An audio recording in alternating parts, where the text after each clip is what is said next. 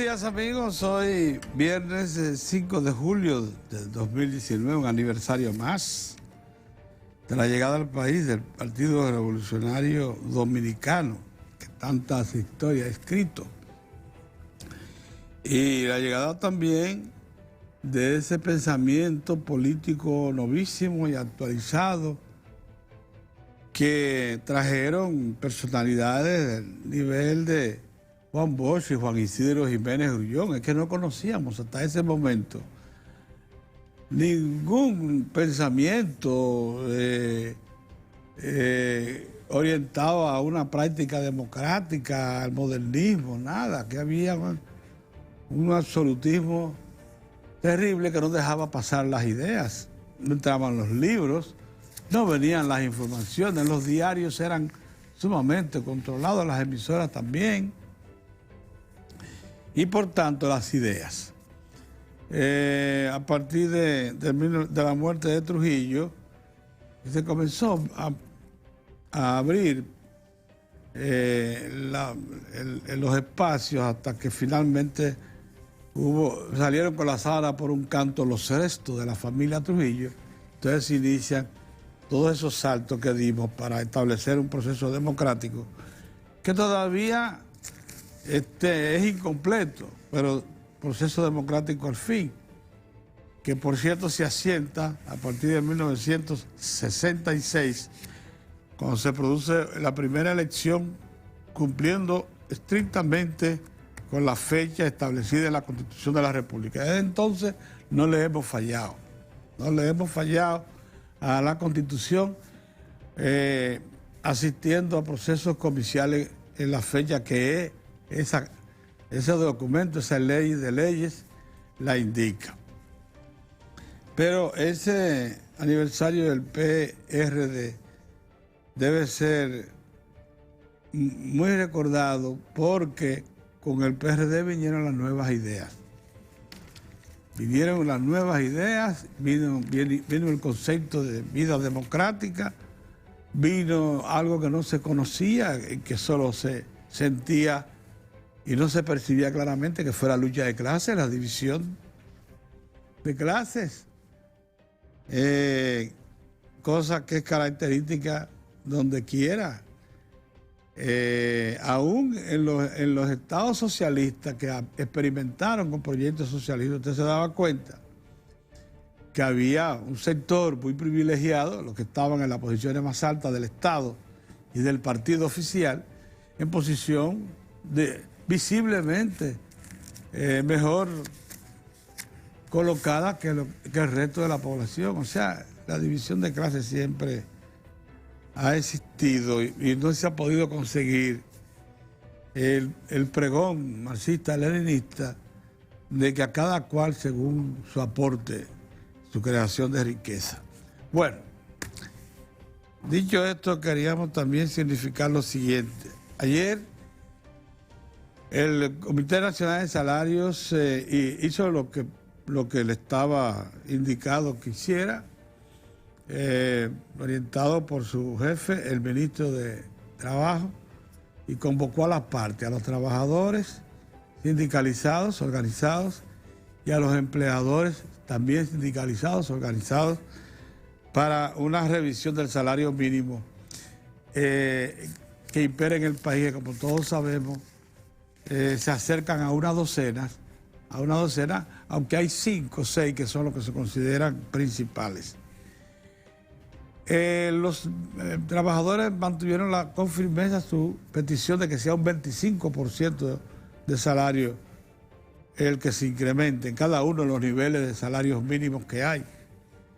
Los empleadores, de nuevo, plantearon que sea un 10%, incluido en la reclasificación de las empresas, para que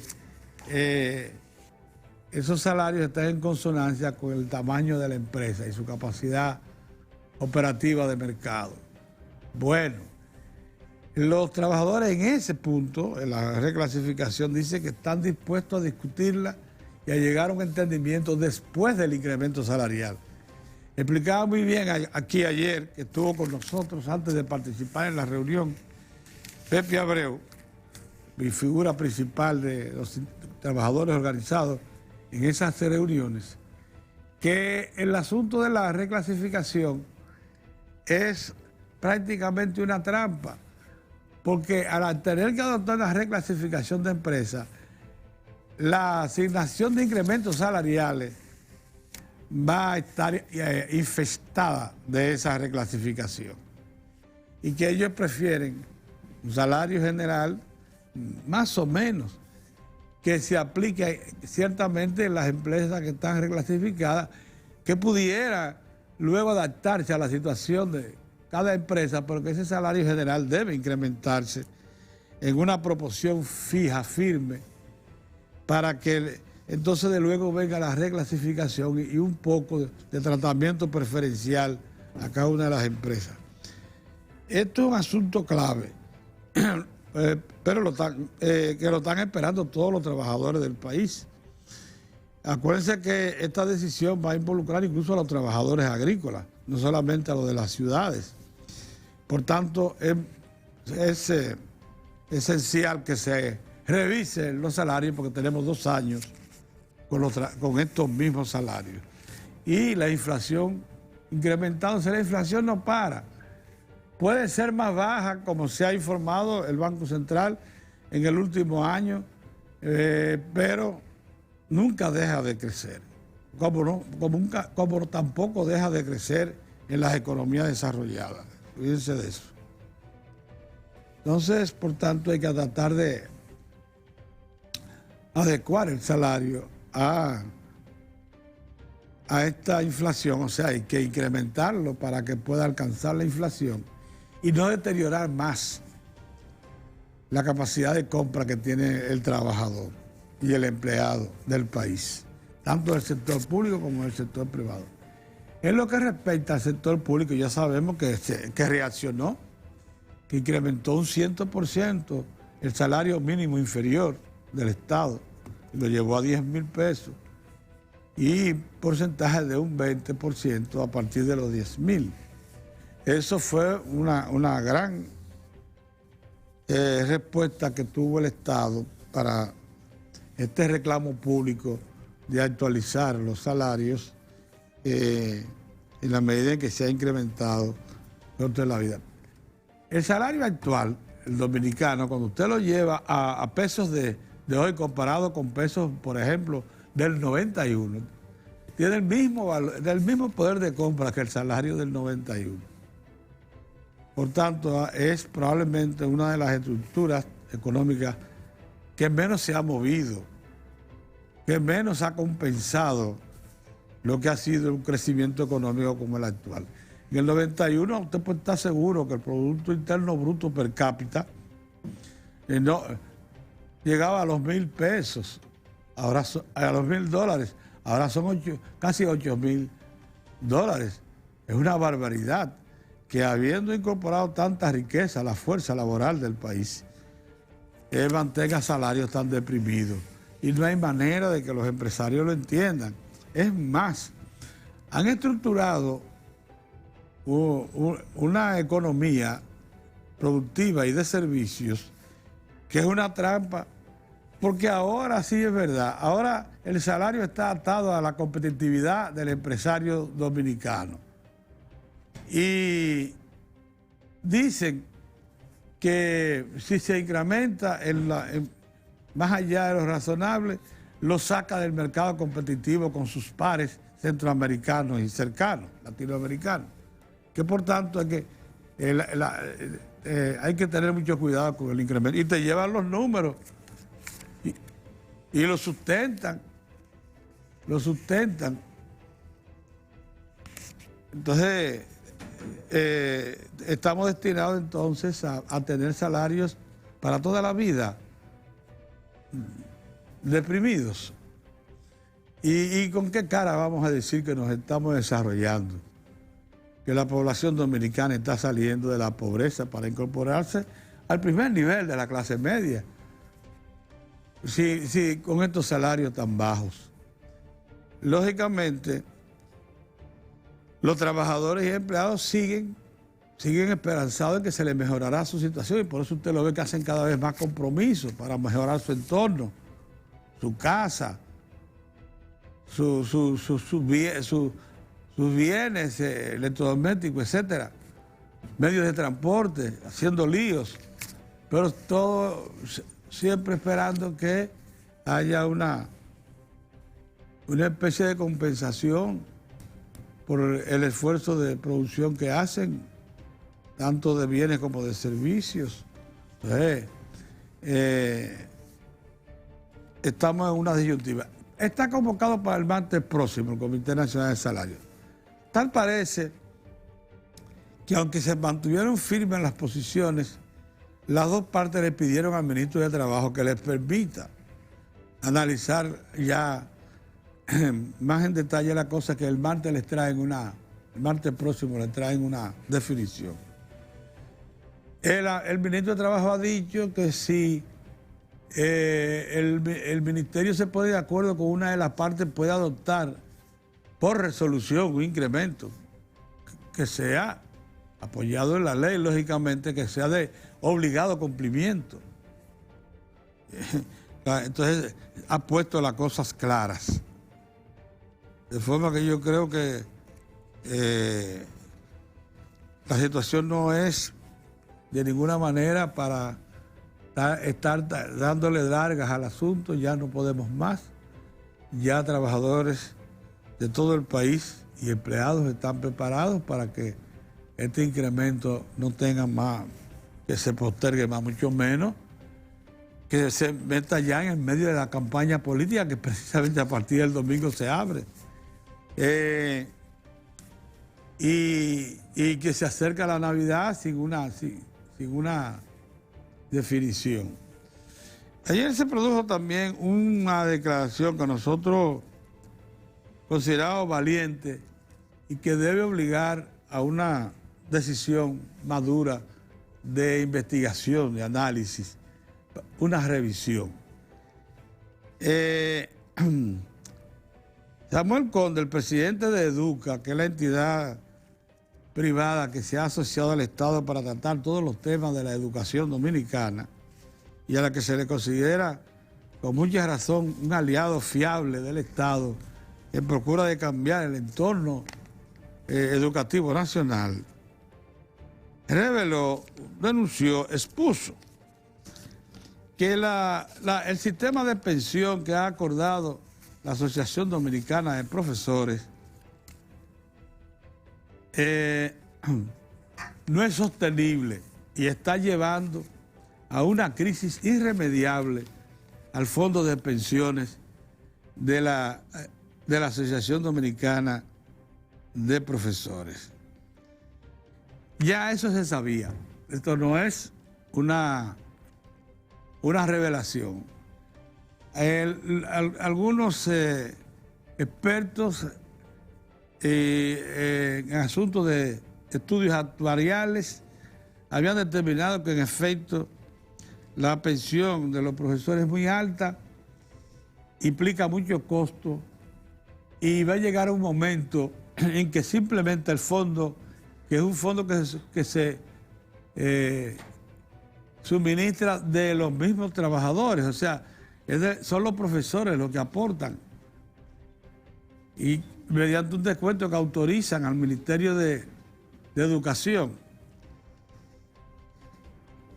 y que ese fondo va a llegar un momento en que se va a agotar y no va a poder cumplir la pensión. Eso es la cosa más grave que se pueden ustedes imaginar, que un sistema pensional llegue a un punto en que no pueda pagar la pensión acordada y mucho menos incorporar nuevos pensionados que ya hayan cumplido con la edad o con las condiciones para ser pensionados.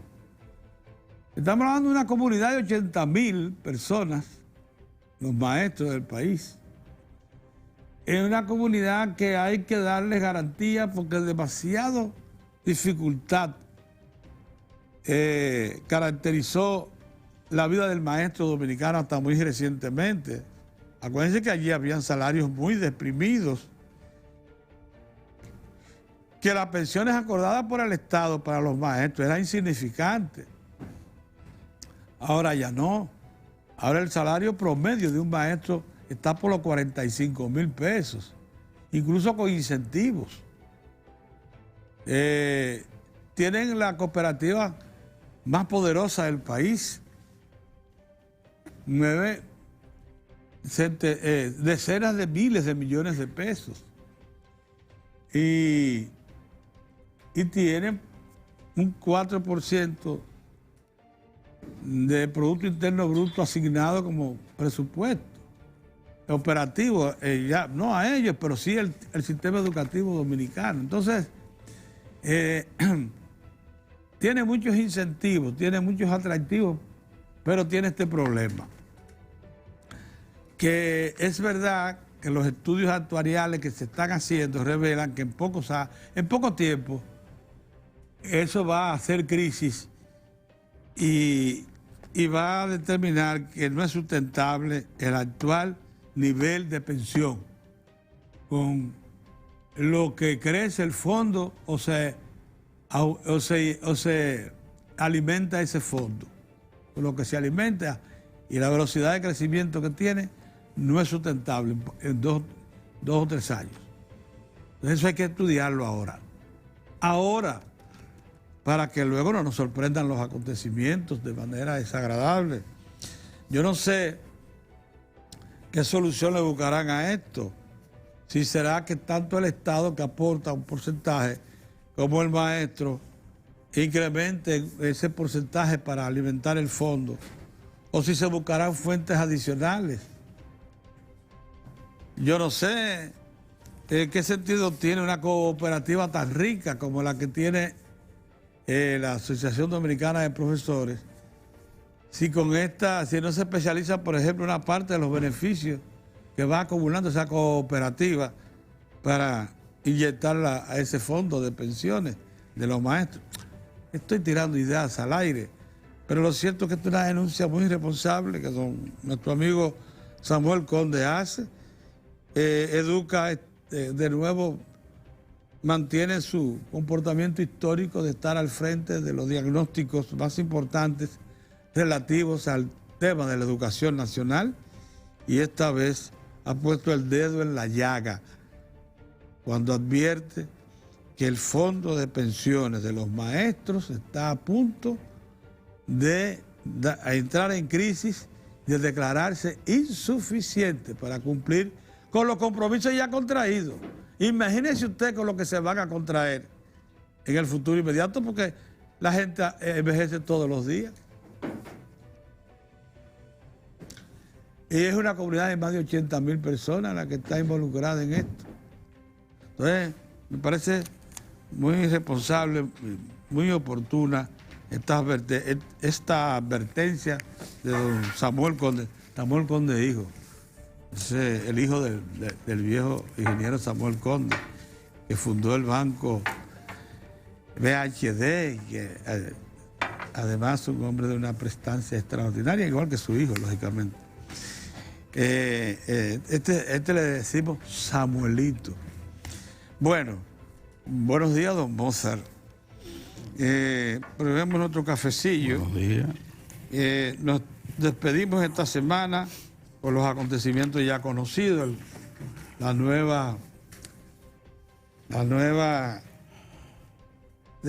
crisis referida a Odebrecht, con unos sobornos que no estaban contabilizados. Unos supuestos sobornos, Pedro, todavía.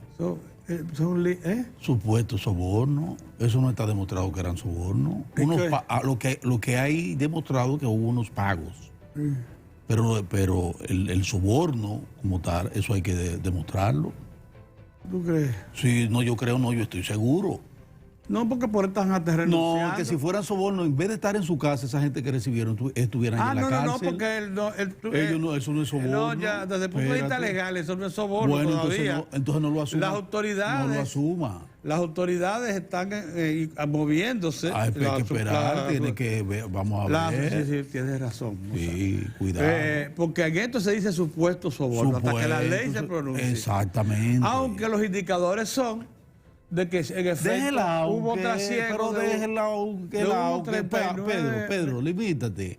Hubo unos pagos que no se conocían, que se hicieron a determinadas compañías por asesoría, que dice un equipo de periodistas que aglutinó.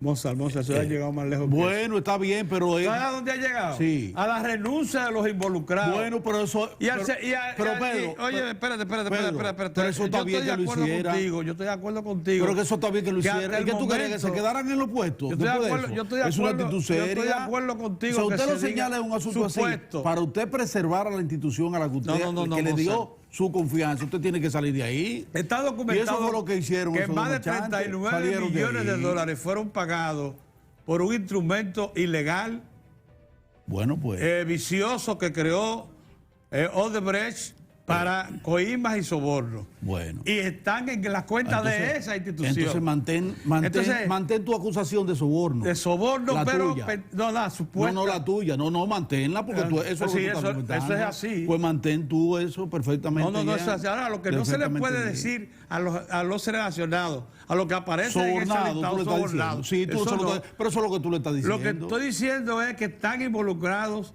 en una acusación de soborno que ahora hay que demostrarle. Pero eso es otra cosa. Que ahora hay que demostrarle. Pero no diga los sobornos. No, esos son sobornos. Es que tú no tienes capacidad para tú calificar. Lo que aparece en ese listado son sobornos. Lo que hay que ver ahora es si esos señores, en efecto, recibieron esos sobornos.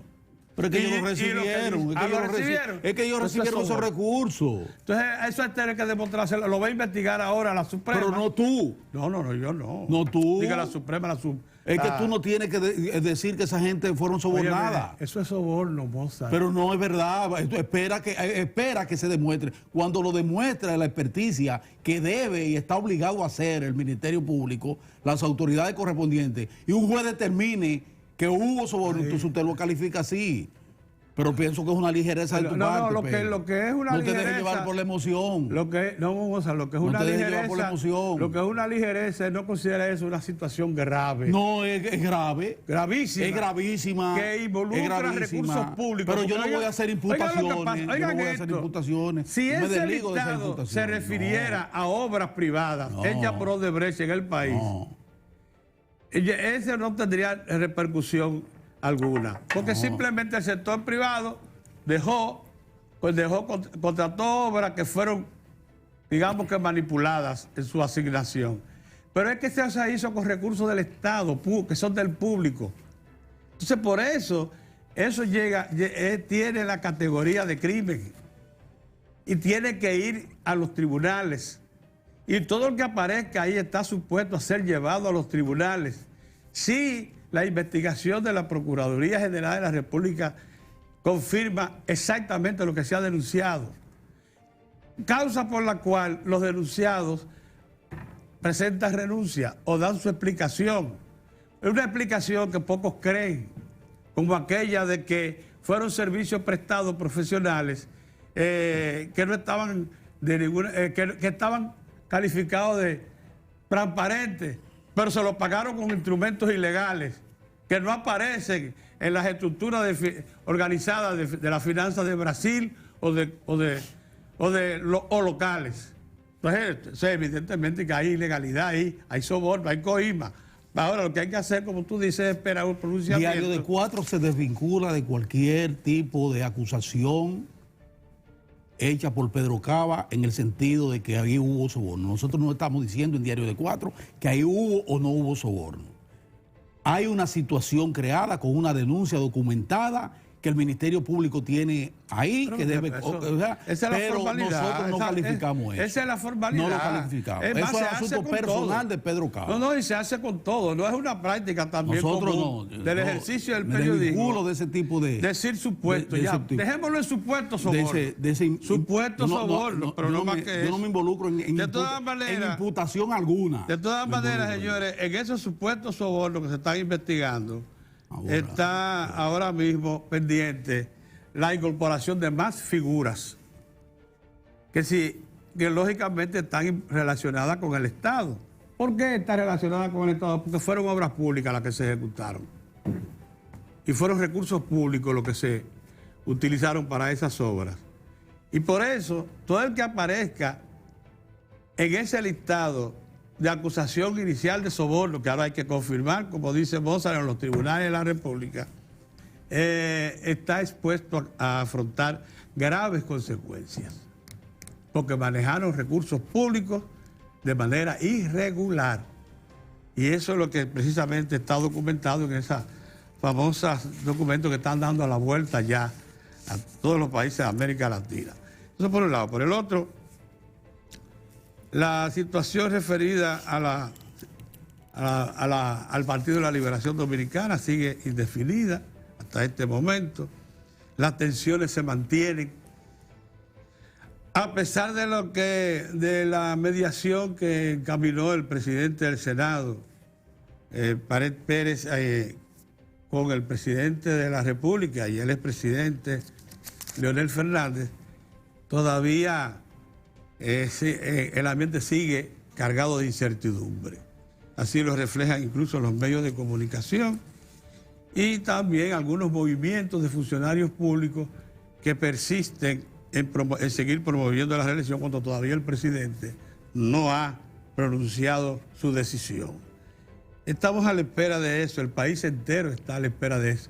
Ya la economía comienza a mostrar afectaciones por esas tensiones, a las que se le han acumulado, como ustedes saben, eventos como aquellos de la campaña contra el turismo que se desarrolla en los planos internacionales, que ya comienza a causar preocupación y que pudiera reflejarse en una disminución de la actividad turística hacia el país. En ese panorama, con fechas para el proceso comercial venidero que estamos obligados a cumplir, la situación simplemente riesgosa, porque el país ha venido creciendo con mucha estabilidad, con todos sus factores económicos bajo control, y en esta situación nos exponemos a que este entorno local preocupante se le sume cualquier evento internacional que cause daño a la economía y termine por reducir la activación económica. Esa es la situación en sentido general. Yo no sé cómo tú la ves, Mozart, pero yo entiendo que estamos todavía inmersos en las incertidumbres que desde hace semanas estamos viviendo y que ojalá que se definan prontamente para beneficio de todos nosotros, de todos los dominicanos. Bien, buenos días. Para tomar acción en cada uno de los sentidos que consideremos. Buenos días, felicidades para el Partido Revolucionario Dominicano, 5 de julio, una organización política a la que le debemos mucho respeto y una organización política que le ha hecho grandísimos aportes al país en su proceso democrático a partir de la llegada de los primeros líderes que hicieron posible que hoy contemos todavía con una entidad como el Partido del Hacho, que a propósito, su símbolo, esa simbología del Hacho encendido, fue cambiado ayer, el logo. Se dio a conocer un logo diferente, un logro más apropiado sigue siendo un hacho a la vida, a la circunstancia de hoy. Más que el fuego es la inmensidad del azul, más que los colores de los brazos, más que los colores aquellos que ponían de manifiesto la lucha permanente. Ahí está el cambio de logo, que ponían de manifiesto la lucha permanente contra la tiranía, contra todo lo que había quedado de la tiranía trujillista y sus secuelas de persecuciones, el clima a nivel mundial con una geopolítica sacudida también por una guerra fría, persecuciones terribles, dictaduras que iban y venían, Y entonces en aquel momento era el momento de grandes confrontaciones que se pusieron de manifiesto en nuestro país. Bueno, ahí estaba entonces el partido y estuvo el Partido Revolucionario Dominicano como una de las fuerzas que posibilitó que nosotros nos adentráramos en el proceso de libertades públicas que vive la República Dominicana, y que además de lo que significó con el profesor Juan Bosch, que fue su creador, tuvo un espacio también relevante e importante en el 1978, que sin lugar a duda, con la llegada al poder de don Antonio Guzmán, las compuertas de las libertades públicas se abrieron de par en par. Las persecuciones cesaron, todos esos remanentes de persecución, de intolerancia, terminó con el Partido Revolucionario Dominicano y esa gestión del fenecido presidente Antonio Guzmán y todo ese liderazgo con Peña Gómez, todo ese liderazgo del PRD que hoy encabeza un importante líder que es el canciller Miguel Vargas Maldonado, que ha hecho grandes esfuerzos, importantes esfuerzos por mantener en alto al PRD, por mantener ese sentimiento nacional que es el Partido Revolucionario Dominicano.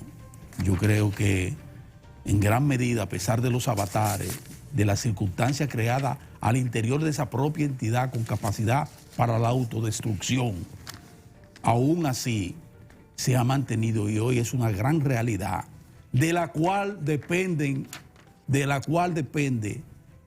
hay que decirlo así, en un buen grado lo que vayan a ser todavía la definición electoral en la República Dominicana en el 20, para que lo sepan. Ese Partido Revolucionario Dominicano todavía. Así que desde aquí, un gran abrazo a Miguel Vargas y a todos sus compañeros y compañeras, y el deseo de que continúen profundizando en el proceso de relanzamiento de esa entidad tan importante, simbólica dentro del sistema de partidos, un sistema de partidos que le ha dado tanto a este país en materia democrática y en el proceso de desarrollo.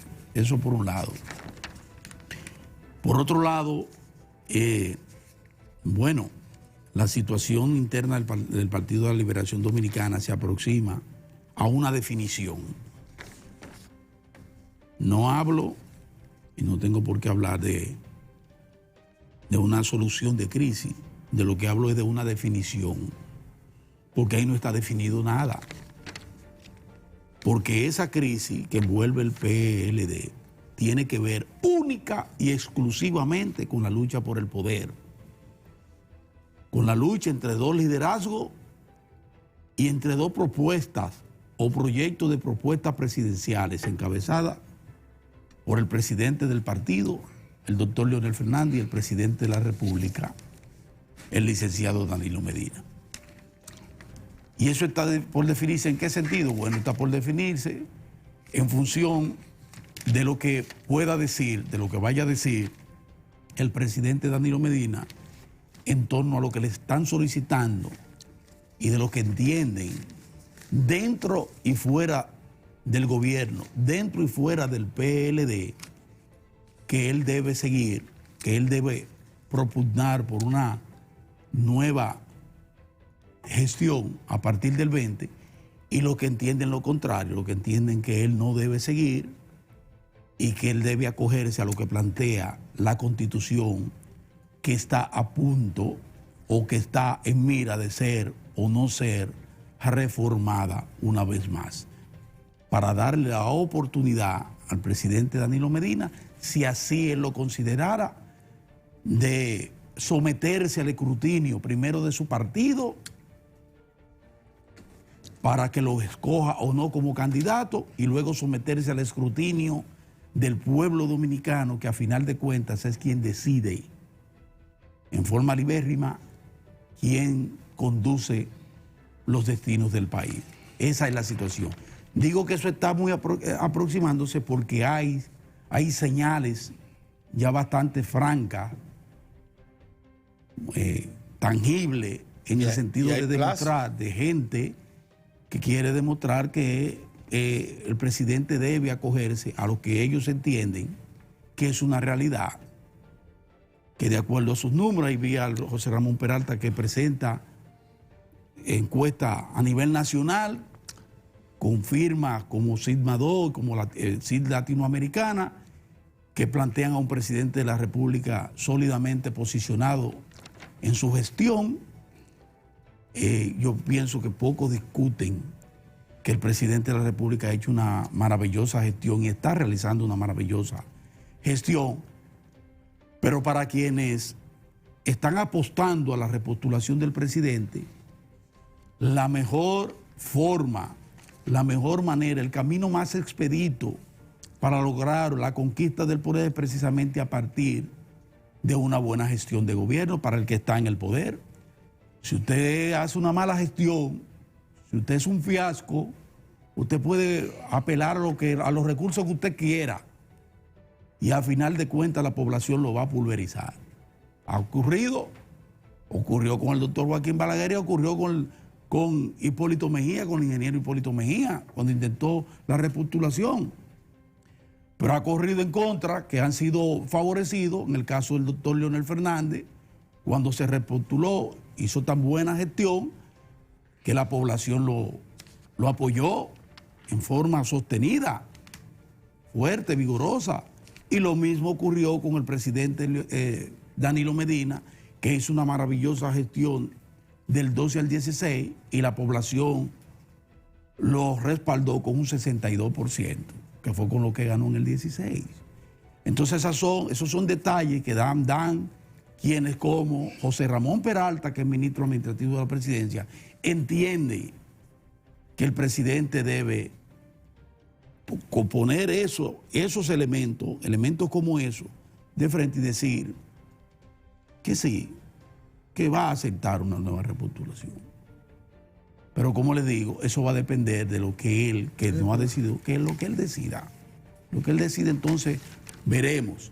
Pero ya estamos en un franco proceso de definición de eso. Alrededor de la situación, del contexto en que se da toda esta discusión de la reforma y las disputas internas en el PLD, hay hechos relevantes porque hay temas relevantes. Hay un tema que es este el tema de Odebrecht, que tiene diferentes aristas, una de ellas ya con el debido proceso en marcha, como fueron esos involucrados que están en un expediente que van a juicio de fondo, y hay otra arista que es la que tiene que ver con Punta Catalina y el proceso de adjudicación de esa obra a Odebrecht y sus consorciados, y ahora hay informaciones adicionales que apuntan a que supuestamente se pagó soborno a diferentes instituciones, gente, estamentos importantes, involucrados incluso con la Corporación de Empresas Eléctricas Estatales. Y entonces eso está en este segundo proceso, en este segundo nivel del gran entramado de situación que presenta esa importante corporación que es Odebrecht, que operó y sigue operando en diferentes partes del mundo, incluyendo los Estados Unidos, donde sigue operando con mucha eficiencia. Quisiera, Mozart, en ese punto ratificar lo siguiente, que es un planteamiento que sí, en lo que sí estamos de acuerdo aquí. Odebrecht, la Punta Catalina va a salir bien librada de eso. ¿Por qué? Porque está ejecutada, porque va a dar servicios inestimables al país y porque todo el mundo sabe que independientemente, por cierto que cuando tú dices que los pagos se refieren a licitación y adjudicación, los pagos pudieran referirse a otro proceso de la obra, no necesariamente a la licitación y adjudicación. Te lo digo porque que se han dicho muchas cosas, pero yo Acuérdate que la comisión que fue nombrada por un decreto del Poder Ejecutivo dio un resultado que fue el siguiente, que la adjudicación y licitación... lo están poniendo en... porque hay pagos que se pueden dar por otra causa, por facilitación de pago. Bueno, pero lo están poniendo... Facilitación. Pero está en tela de juicio todo eso. Por asesorías inadecuadas eso, como todo esa, eso está en tela de que juicio. se señalan yo no adelanto asesores juicio. de las dos partes. Yo no adelanto juicio sobre eso porque no conozco en detalle, no sé... No, pero exacto, que no se puede asignar que fue a licitación y adjudicación. Yo no adelanto juicio sobre eso. Yo simplemente me acojo a lo que es la denuncia que hay de por medio y lo que se ha planteado. La obra está ejecutada, señores. Pero lo importante y va a estar en operación. Lo importante es que Punta Catalina, que es la obra cumbre de esta segunda gestión del presidente Danilo Medina, entre las muchas situaciones por las que ha estado atravesando desde que se anunció su construcción, ahora se le agrega este otro componente. Entonces, en el marco de todo esto, decía yo, en el marco de la aproximación de lo que se avecina, de la definición de la situación interna del PLD y la definición sobre la posibilidad o no de la reforma constitucional, veo muy bien que el presidente de la República convocara a los obispos, al episcopado dominicano, y que el episcopado asistiera a Palacio a conversar con el presidente de la República sobre otro de los temas que nos preocupa a todos como sociedad, que es el tema del turismo. Y ese encuentro maravilloso ayer del presidente con la cúpula del clero católico, como lo que vemos ahí, lo que estamos viendo en pantalla, es un elemento fundamental en lo que es la respuesta contundente de este país a las maniobras y a las intentonas y a la campaña terrible que se ha desatado contra el turismo de la República Dominicana.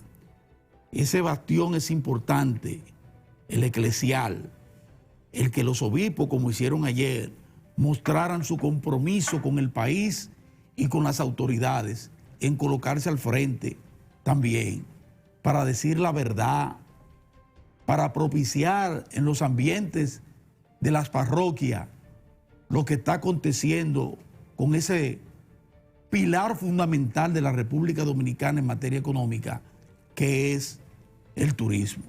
Pienso que es una iniciativa valiosísima esa del presidente Danilo Medina de apelar al brazo solidario, orientador, reflexivo y que llega tan profundo en la conciencia nacional como es el clero. Eso es muy, pero muy importante que eso acontezca. Y finalmente, lamentar que ayer tampoco se pudieran poner de acuerdo las partes en materia de el aumento de salario en el sector privado y el cumplimiento de la ley, salario mínimo. Ayer fue un segundo intento fallido por tratar de sacar un acuerdo que le permita a los trabajadores lograr lo que merecen con creces, que es un aumento de salario y además cumplir con la ley. Una vez más, los empresarios ratificaron su tosudez, hay que decirlo, porque insistieron en el asunto de la reclasificación.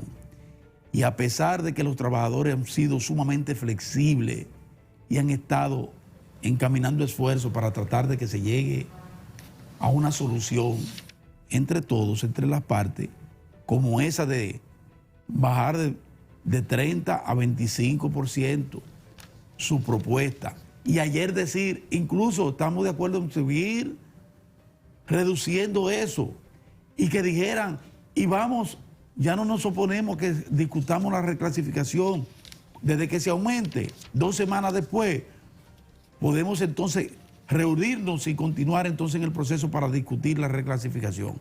A pesar de todo eso, los empleadores, los patronos, a través de sus representantes, se mantuvieron con la tosudez de plantear como algo sine qua non de que primero se reclasifique y luego se aumente. Se convocó para el próximo martes. Dice el ministro de Trabajo que él entiende que ya el próximo martes habrá una solución, porque a pesar de ese esfuerzo del empresariado por tratar de imponer su postura, él visualiza una aproximación a que se llegue a algún tipo de acuerdo. Nosotros tenemos la esperanza de que así sea, pero queremos recordar una vez más, y ahora recordárselo al ministro, lo que él mismo le recordó a las partes. El ministerio está en capacidad de presentar una propuesta y plantearla sobre la mesa.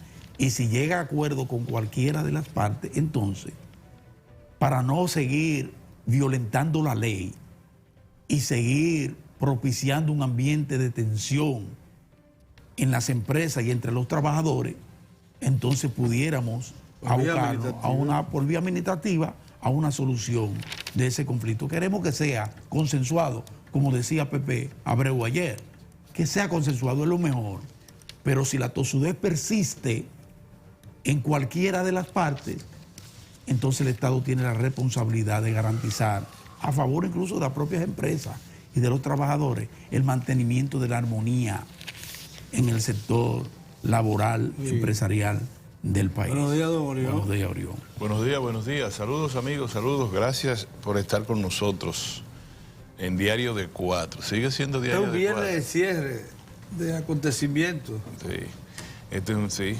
Bueno, yo creo que el mejor regalo que le pueden dar al país la próxima semana es un aumento salarial, un aumento en el salario mínimo. Siempre cuando se aumenta el salario mínimo se expresa de manera en cascada hacia los otros niveles salariales en el sector privado, pero sobre todo para que el sector privado entienda que tiene que insertarse en la economía del país, en la dinámica económica. No es posible, ya olvídense de eso, no es posible sostener los criterios de utilidad en salarios bajos.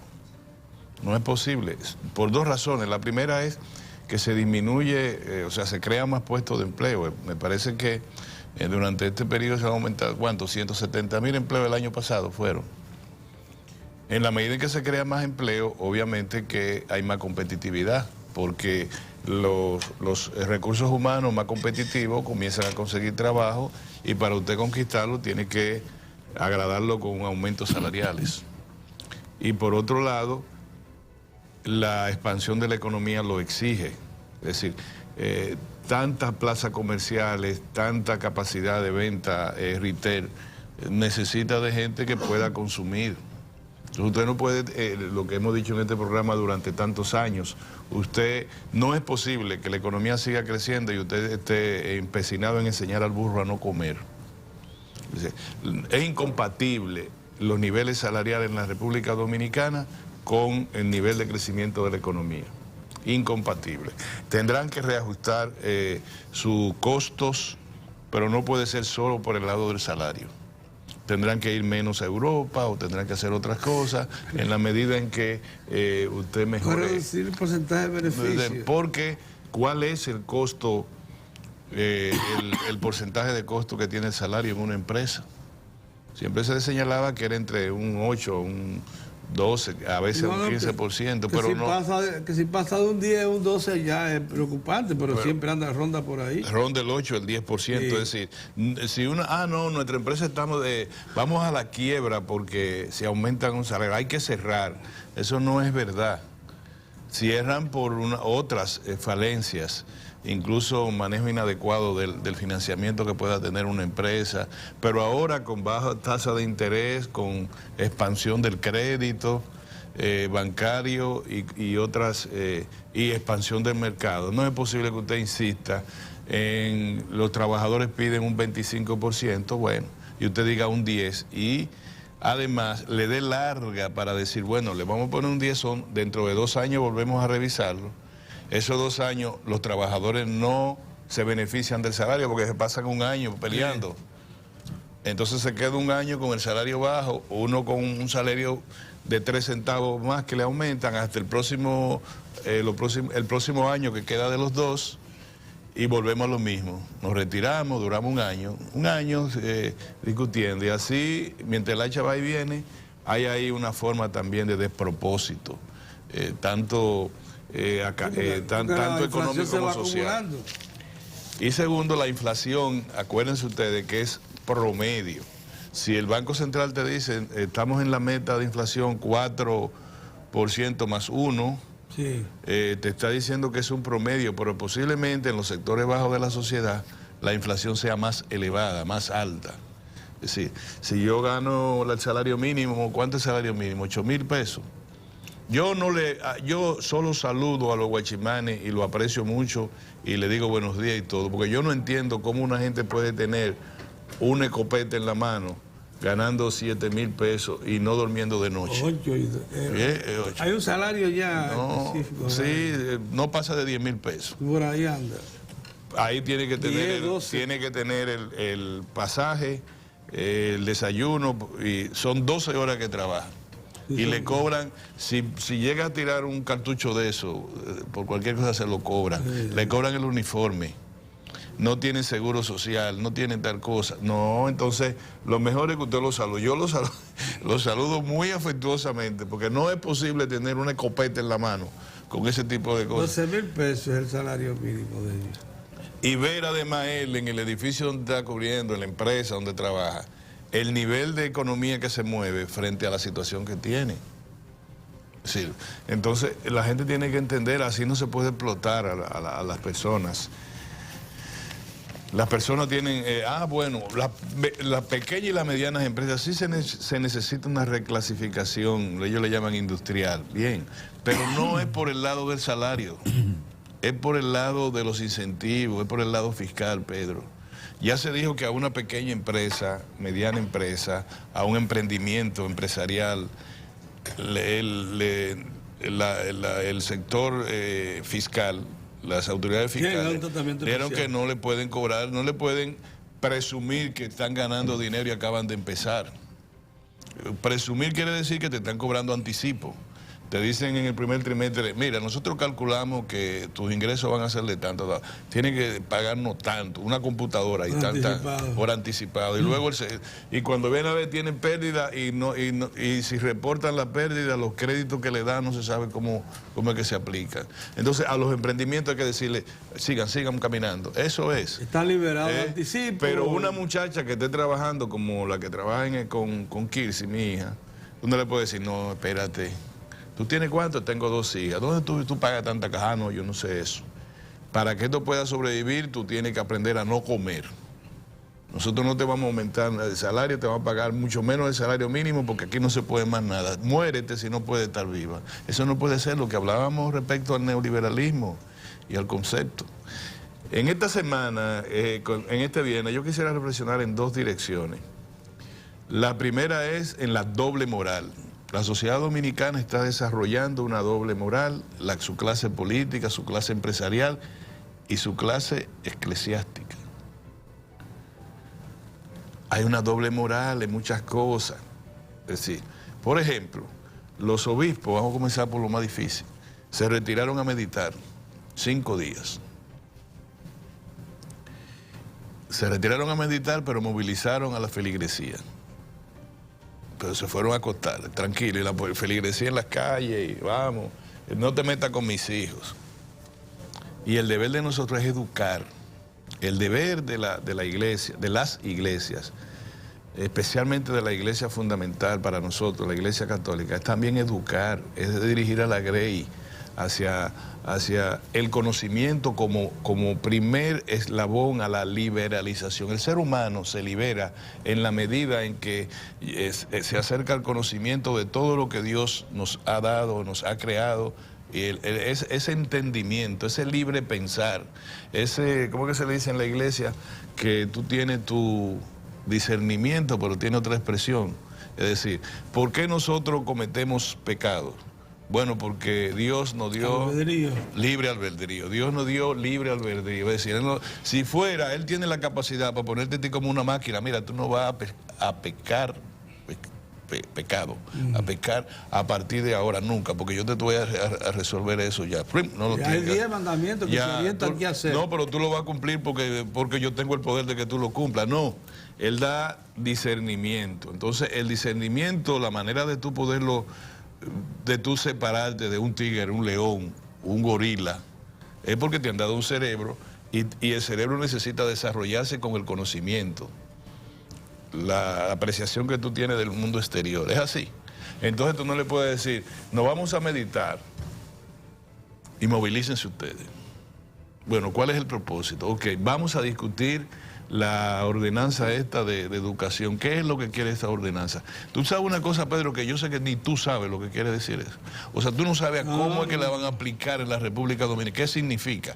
En otras naciones, por ejemplo, en Europa y en los Estados Unidos, ya hay modas tan difíciles para nosotros, imposibles de aplicar en la República Dominicana por nuestro nivel de cultura, gracias a Dios, que es que te digan, no, ese niño no se le puede decir si es hembra o varón todavía. Óyame. Pónganle indeterminado el sexo. Hasta que él determine. Entonces uno después, no, yo no soy ni hombre ni mujer, todavía yo no sé. Y yo tengo derecho a decir que yo estoy estudiando, meditando sobre si yo quiero comportarme como un hombre o comportarme como una mujer. Y le dicen al registro, espera ahí, yo le digo después. Y las Naciones Unidas dijo que eso es un derecho que tú tienes. Hay todo un catálogo que te señala que eso es un derecho humano. Es decir, derecho humano. Pedro Cava, no, espérate, yo he decidido que yo, no, cámbiame la cédula, ponme indeterminado, que yo estoy todavía meditando. Entonces, todo eso ocurre, pero hay que a la gente decirle, ¿qué es lo que ustedes quieren hacer desde la República Dominicana? Lo que aquí justamente se quiere hacer, supongo yo que eso es, no es decirle a la gente que usted no nació hembra, no, todavía no se sabe. Yo tengo una nietecita que nació hembra, y es hembra, es una niña. Nadie me la va a poner de otra manera, ni indeterminado, ni nada de esa vaina. Ahora, lo que yo quiero es que ella no sufra de la violencia que significa en una sociedad donde la violencia es salarial, donde la violencia es discriminatoria por su forma de nacer, pues si es hembra o es varón o es negro. Los matrimonios homosexuales se le han cogido con adoptar niños y niñas. Entonces, espérate, Pedro, ya no vengas tú con tu cosa, está bien. No es eso, porque ahí vamos al otro lado. Entonces, bien, entonces el presidente y su equipo convocan, como dijo Mozart, al obispado y hablan del turismo. Muy bien, es un tema, Mozart lo dijo y es verdad, esencial para el país. Pero si ustedes están movilizando a la gente en la calle, aprovechen y díganle al presidente qué es lo que ustedes quieren en materia de educación. El Ministerio de Educación, el jefe jerárquico es el presidente de la República. Y también de una rueda de prensa diciendo nosotros, como ya se determinó en el Ministerio de Educación, se van a incorporar a representantes de las iglesias, de todas las denominaciones religiosas. Entonces digan eso. Eso no es, ¿qué es eso, Pedro? No es doble moral. Entonces, no, eso en la rueda de prensa o en la declaración que vamos a dar no figura el tema de la ordenanza del Ministerio de Educación. Entonces, ¿por qué se movilizaron el día? ¿Por qué se fueron a meditar?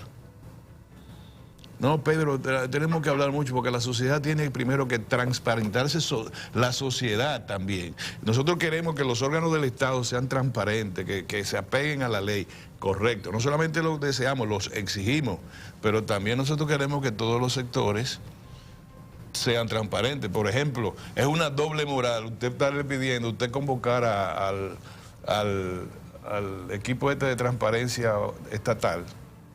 Sí, la transparencia, no la competitividad, perdón. Competitividad, sí. El sector productivo de la República necesita tener más niveles de competitividad, necesitamos más incentivos. Y usted no le quiere aumentar una miseria, porque es una miseria, al salario mínimo. Usted me está hablando a mí de que este país, el empresariado no tiene niveles de competitividad de sus pares extranjeros. Ajá.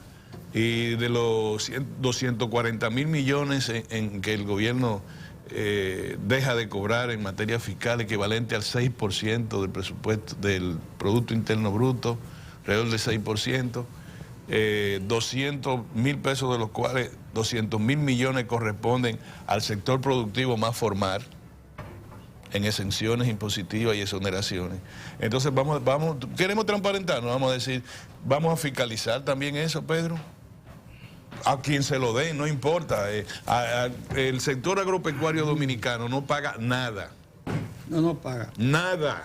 Ningún impuesto. Año por año lo exoneran. Ahí están los pequeños parceleros, lo que sé yo. Está bien, pero también están los grandes empresarios, que desde que nosotros éramos reporteros alrededor de lo que hoy es la Plaza de la Bandera, que estaban las instituciones agropecuarias y en la feria, se veían las jipetas, los carros grandes. Cuando había y protesta, que estamos pasando hambre, y tú veías todo eso. Entonces, tú decías, y me acuerdo como ahora, están llorando con el buche lleno. Es una costumbre. Una costumbre. Entonces, mientras los sectores medianos de la agropecuaria decían, no, nosotros no queremos pagar la deuda, ya no podemos. Y todos los años, el de la fiesta de guardar, cuando se vencían la deuda, hasta hoy se le está perdonando. Había que exonerarle la deuda también. No, que pasó un ciclón, no, que tal cosa. O sea, el país vive de llorar con el buche lleno. Eso es doble moral también, Pedro. Y los empresarios del estamento más alto tienen todos los problemas resueltos, y el de la fiesta de guardar, Pedro.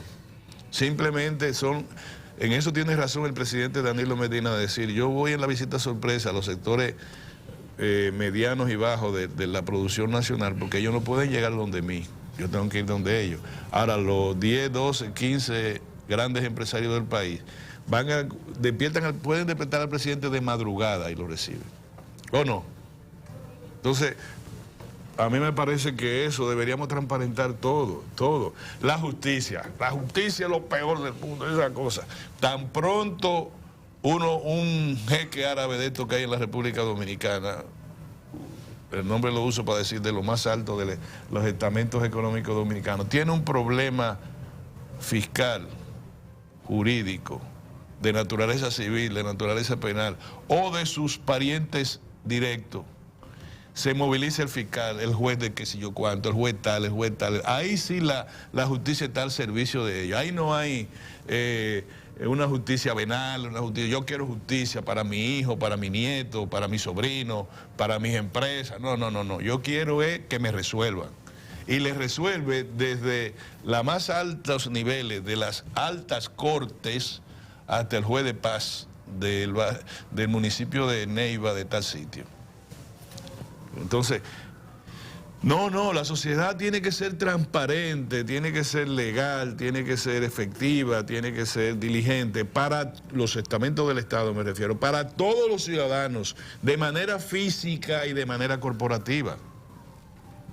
Para todo el mundo, Pedro, eso es. Nosotros tenemos privilegios sobre el ciudadano ordinario, tenemos que admitirlo, porque estamos en los medios de comunicación. Un AME a nosotros nos da un trato diferente si llega a conocernos que el ciudadano ordinario.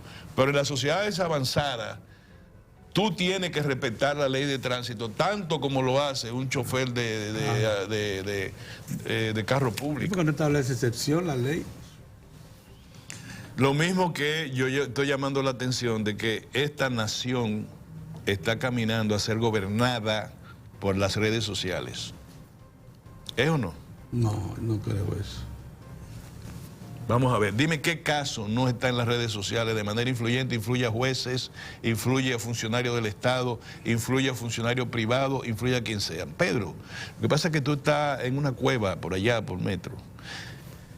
Ahora hay grupos bien articulados que están diseñados para crear opinión o favorable, desfavorable, desviarla, transmutarla, cambiarla, con unidades carísimas pagadas. No solamente en tiempos electorales. Pero eso es de percepción, no de acción. Pedro, un caso penal. la percepción de un caso penal de un Pedro, pero si cuando nosotros nos retiremos, ese va a ser el trabajo de nosotros, manejo de crisis. No es manejo de crisis política, es manejo de crisis corporativa, es manejo de crisis entre sectores, y las redes sociales están llegando no solamente desde lo personal hasta lo corporativo, desvirtúan. Eso que tú escuchabas de que Fox News, sí, Pedro, eso está ocurriendo. Tú no sabes, cuando a ti te condenan las redes sociales, vete para Afganistán, ya no tiene sentido vivir en el país, porque te condenan previamente, Pedro. Pero no te condenan porque mira, la mayoría de la gente está repudiando que Mozart anda con un pañuelito rojo en la chaqueta. No, es que manejan el criterio, vamos a decir que vamos a sacar de circulación a Mozart desde el punto de vista de la plataforma pública, diciendo que él anda con un pañuelito, un pañuelo rojo en la chaqueta. Y eso está pasando, Pedro. Y ya, tú estás viendo, ya no estamos hablando de las megadivas que se decían en las redes sociales, no, estamos hablando de capacidades de desvirtuar hechos posibles, hechos que sucedieron y hechos por suceder. ¿Tú no crees esa, porque es verdad que tiene esa capacidad de distorsión? ¿Tú no crees que por el hecho de aparecer las fake news y ha demeritado mucho la capacidad de influencia de las redes sociales? Yo quiero que tú me digas de dónde es que la gente te habla a ti de un tema, gente del ciudadano ordinario, la señora que trabaja en tu casa. Si te habla de, yo lo escuché en la noticia tal, o te dice, ¿sabe lo que están diciendo en las redes? Tal cosa. Todas tienen teléfono celular. Todas tienen teléfono celular y todo el mundo. Y todas se conectan. Correcto, eso es importante. Te voy a poner un ejemplo, Pedro. El caso del coronel y del oficial, y no el general y el coronel, acusado de abusar sexualmente contra una menor. Dime, ¿es un caso periodístico bien? ¿Qué tú sabes de eso? Han dicho que a esos dos ciudadanos le impusieron medida de coerción de 3 meses, acusados de abusar sexualmente de una menor. La señora madre de esa menor dice que uno de los dos es un ángel y el otro es Satanás. Es así, es lo que hemos oído. Fíjate, ve desvirtuando. Luego, la muchacha dice que un abogado que había salido abruptamente de la policía y que él responsabiliza a un general, al general que está en problemas, es el que hizo toda la trama, pero que también hay un general de altos niveles de influencia en la policía, que entendía que había que desmeritar a este caballero porque tenía ínfula de que podría ser jefe de policía. Bueno, ¿de qué estamos hablando, Pedro? Estamos hablando de un hecho penal sancionado por el Código Penal Dominicano como una infracción de carácter criminal. Estamos hablando de una confabulación para sacar de circulación moral y jerárquica a un oficial superior. Estamos hablando de que un abogado quería chantajear de verdad. Estamos hablando de que un oficial mandaba a buscar los dineros del chantaje al narcotráfico a los presos en la cárcel con la misma muchacha. Estamos hablando de que la muchacha vivía con 2 oficiales superiores. Estamos hablando de que ella dijo que la amenazaron de muerte. ¿De qué estamos hablando? ¿Dónde tú has oído todo eso? Todo eso tú lo has oído en las redes. Búscate el expediente del Ministerio Público a ver qué dice. El expediente del Ministerio Público dice que ellos dos fueron acusados de violar a una muchacha, a una menor, de producir abuso sexual contra una menor, y fue sometido por ese hecho punible, por esa infracción penal de característica criminal. Todo lo demás, ¿de dónde sale? ¿Cómo nos enteramos? ¿Qué pasó? Con el caso de Emily Peguero, la muchacha, la infeliz niña que asesinaron tan brutalmente, ¿qué fue lo que escuchamos? Finalmente, ¿qué fue lo que pasó? Es decir, si tú tienes una telaraña tan fuerte para todas las cosas, lo va a tener para los casos pequeños y lo va a tener para los casos grandes. Lo que no dicen las redes sociales es que el 25% de las parturientas de las maternidades públicas son niñas entre 11 a 17 años. El 25%. El otro 25% son ciudadanas haitianas que dan a luz en las maternidades públicas. ¿Qué tipo de información es que nosotros vamos a manejar diario? Vamos a manejar esa novela que yo te estoy diciendo, la muchachita está yendo a los medios de comunicación. o explicando que ella fue obligada y la señora madre dice que el general es bueno y le piden al jefe de la policía que no saquen de la policía ese general, que el coronel esto, que el abogado, que un general que no se mencione el nombre. O la sociedad dominicana trata de afrontar una falencia que significa miles de niñas que están siendo abusadas diariamente sexualmente por adultos y que terminan diciendo que son sus maridos, cuando la ley dice que el menor no tiene discernimiento para el ayuntamiento carnal. Una menor de edad no te puede decir a ti, vámonos para un motel, como te lo podría decir una adulta, y eso entre ustedes dos resuelven, pero una menor, la ley dice, que no tiene discernimiento, y lo que ella consienta se le define como vicio de consentimiento. O sea, un consentimiento viciado. Una menor no puede tener marido, Pedro. Que no hay un protocolo tan grande en la legislación dominicana que en sentido general te digo, no puede tener marido. Si un adulto tiene un ayuntamiento carnal con una menor, es una violación sexual, Pedro. Aunque la menor diga, sí, vámonos para el motel. No sabía yo, me dijo mi nieta, que una joven que no haya cumplido 21 años necesita el permiso de sus padres para casarse, ¿no? Sí, hay un protocolo bastante rígido, Pedro. Ya el matrimonio como remedio a la ofensa de la violación no existe en el ordenamiento penal dominicano. Pero nosotros no nos enteramos de eso, sino que averiguamos cómo la niña está con fulano. Entonces, nada, yo vine a hablar mucho disparate y probablemente tú tampoco quieras saber nada de eso. Pero yo te digo que aquí en este país una de sus falencias es la doble moral en términos personal y en términos colectivos que tenemos de agrupaciones, empresarios, iglesias, partidos políticos, asociaciones, deporte. Ustedes, cuando tú estabas en el Comité Olímpico, deporte, se manejan con doble moral. Es decir, tenemos un discurso así. Yo juego con mi nietecita. Miren lo que es la sociedad dominicana. Así, miren. Rico, es decir, depende, y la nietecita se ríe cuando me pide que lo haga. Ponte triste, ponte así mismo en la sociedad. ¿Qué hacemos en esta rueda de prensa? ¿Triste o cosa? ¿Qué hacen los diputados y la cuestión? Así, o así. ¿Qué hace el camarada Tobías Crespo? Bueno, depende, como está el barrio está difícil. Déjame hacer así. No, voy que hay una cosa en el barrio, hay una fiesta, déjame hacer así. Depende, Pedro. Esta sociedad se está manejando con mucha hipocresía. Qué vaina, yo me metí en un lío y Mozart por estar mirando el celular no me mandó a parar. Me voy a un cambio porque cuando yo me paso, Mozart me hace así. Deja eso. Mira, vamos. Tenemos a Tobías Crespo, sí, legislador de la República. Los diputados es otra cosa. Él es un legislador de la República, es decir, una persona que está pensando en legislar. ¿Tú entiendes eso también? Esa es la doble moral. Hay diputados y hay legisladores. Es verdad, es verdad. Vámonos a un cambio.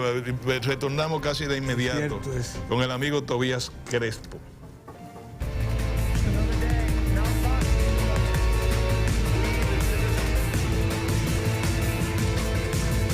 Un día más para agradecer a todos ustedes por su sintonía. Las informaciones están a la orden del día.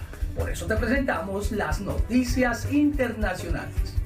La construcción del Estadio Olímpico para Tokio 2020 ha avanzado hasta el 90% y está programada para concluir a finales de noviembre, según comprobaron los periodistas en una gira de prensa por las instalaciones. A casi un año exacto de la inauguración de los Juegos, el exterior del nuevo Estadio Nacional de Tokio, cuyas obras avanzan bajo la supervisión del Consejo Deportivo de Japón, está casi completado y la siguiente fase será la instalación del césped, programada para mediados de julio, y la de la pista de atletismo entre agosto y septiembre, explicaron sus responsables. El próximo 21 de diciembre será la primera vez en la que el público podrá visitar el estadio, con ocasión de un evento de apertura del recinto en el que participarán atletas y artistas. Sin embargo, la inauguración oficial no está prevista hasta el 24 de julio de 2020, día de la ceremonia de apertura de los Juegos. El submarino ruso accidentado sí tenía un sistema de propulsión nuclear, Así lo confirmó finalmente el Kremlin tras varios días de interrogantes acerca de una catástrofe en la que perdieron la vida 14 marinos rusos. Sergei, ministro de Defensa de Rusia, confirmó las sospechas tras una reunión con el presidente Putin en la que puso a este al corriente de los resultados de la investigación. El sistema de propulsión nuclear está totalmente aislado e intacto, según confirma Sergei, que reveló también que el fuego se inició en el compartimiento de baterías. El submarino, un AS-12, se incendió el lunes en el mar de Barents, en el Ártico ruso, acabando con la vida de 14 oficiales de alto rango. Moscú mantiene como secreto de Estado los detalles de lo sucedido. Con el fin de sortear los interminables atascos de tráfico, varios hospitales de Vietnam han puesto en marcha un sistema de motocicletas ambulancia, una avanzadilla médica que ofrece cuidados básicos mientras llega el vehículo principal con los equipos completos. El propósito es adentrarse más rápido que la ambulancia en el laberinto de angostas calles de muchos barrios vietnamitas para atender al enfermo lo antes posible y en ocasiones salvarle la vida. El botiquín básico de la moto contiene un desfibrilador, máscaras de oxígeno, sondas y un surtido de medicinas para tratamientos de emergencia. El éxito de los primeros hospitales en probar el sistema en Ho Chi Minh parece convencer a las autoridades para generalizar el sistema. Para Diario de 4 en las internacionales, Giovanni Ramírez. No se muevan, que en el segundo bloque viene Diario Espectáculo. No se lo pierdan. Ahora pasamos a unos comerciales.